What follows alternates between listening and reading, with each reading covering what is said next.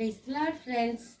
சங்கீதம் 118 22 வாசிச்சு பார்த்தோன்னா, வீடு கட்டுகிறவர்கள் ஆகாதென்று தள்ளின கல்லே மூலைக்கு தலைக்கல் ஆயிற்று, அது கர்த்தராலே ஆயிற்று, அது நம்முடைய கண்களுக்கு ஆச்சரியமாய் இருக்கிறது.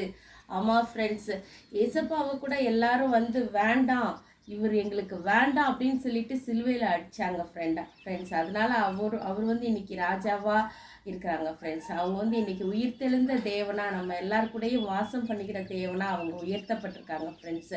நம்ம கூட எல்லாரும் வேண்டாம், இவங்க வேண்டாம் வேண்டாம் அப்படின்னு நம்மளை தள்ளி ஒதுக்கி ஓரங்கட்டி நம்மளை வந்து மதிக்கவே இல்லாமல் வச்சுருந்தா கூடயே ஃப்ரெண்ட்ஸ், கர்த்தர் வந்து நம்மளை வந்து நினைத்திருப்பார். ஆனால் அவர் நம்மளை வந்துட்டு மூளைக்கு தலைக்கல்லாக உயர்த்துறதற்கு வல்லமை உள்ளவங்களாக இருக்கிறாங்க ஃப்ரெண்ட்ஸு. கர்த்தர் ஒதுக்கப்பட்ட நம்ம எடுத்து அழகாக உயர்த்தி வச்சு அவங்க வந்து தலைக்கல்லாக மாற்றுவாங்க ஃப்ரெண்ட்ஸ்.